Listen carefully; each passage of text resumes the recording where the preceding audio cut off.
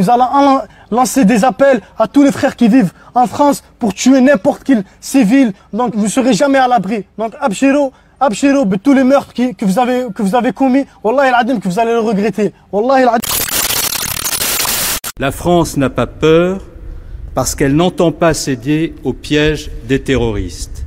Le dispositif Vigipirate, dans les dispositions actuelles qu'il contient, est aujourd'hui opérationnel et efficace. Votre génération, votre classe d'âge, doit s'habituer à vivre avec ce danger, et pendant un certain nombre d'années. Moi, je ne veux rien cacher, cette menace, elle existe. Et les enseignants doivent le savoir. Je crois que nous allons commencer à construire une nouvelle civilisation. La réponse ne doit pas être le choc des civilisations, mais la création d'une nouvelle société européenne où les musulmans devraient jouer un grand rôle dans la construction. On ne peut pas en vouloir aux musulmans de vouloir imposer l'islam, c'est leur devoir sacré qui est stipulé par le Coran, la révélation de Mahomet, le Coran qui est un livre éternel comme Dieu, non créé, non révisable, et deuxièmement, par les faits et gestes de Mahomet, le beau modèle, suivant le Coran, le hadith, comme on dit. Au-delà du fait religieux, l'islam est devenu un phénomène politique.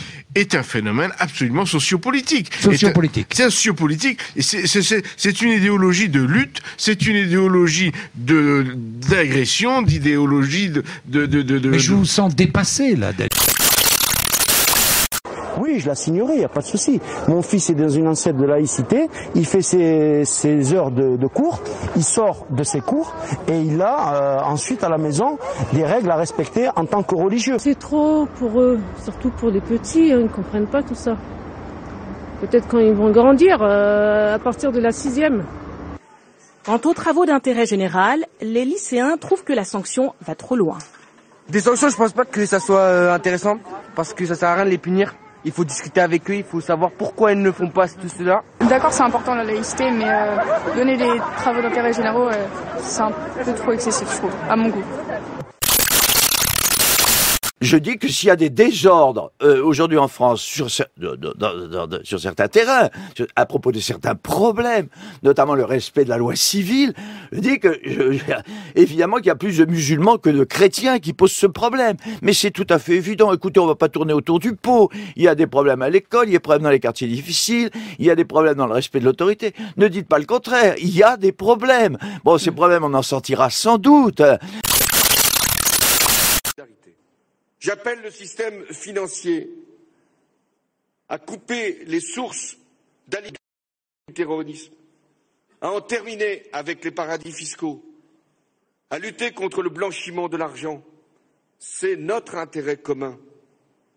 Ne laissez pas agir aujourd'hui une bête qui vous frappera aussi le moment venu. Mark is head of the International Free Press Society. Free speech is coming under increasing pressure by the day. And it doesn't matter if your criticism is factual. For instance, Islam teaches that when Muhammad was 52, he consummated his marriage to a 9-year-old girl. But when Austrian politician Suzanne Winters said that in today's world Muhammad would be considered a child molester, she was convicted on hate speech. La France a un problème avec l'islam?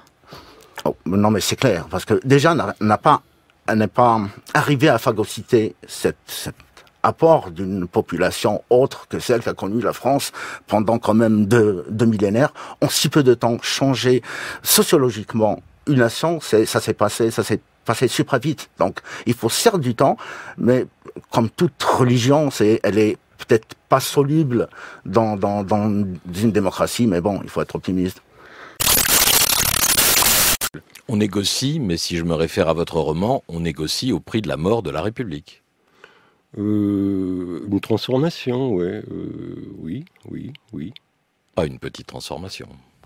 Oh oui, mais vous savez, bon, la France existait avant la République, existera peut-être après. Enfin, c'est pas non plus. C'est vrai que c'est pas un de mes absolus. Le président Barack Obama a très vite salué un ami précieux. François Hollande se rendra à Riyad dès demain. L'Arabie Saoudite est tout d'abord économiquement incontournable. Oui, c'est un pays extrêmement important puisque l'Arabie Saoudite est le premier exportateur de pétrole et surtout l'Arabie Saoudite a toujours joué un rôle très important en termes de stabilisation de ce marché pétrolier pour la fixation des prix.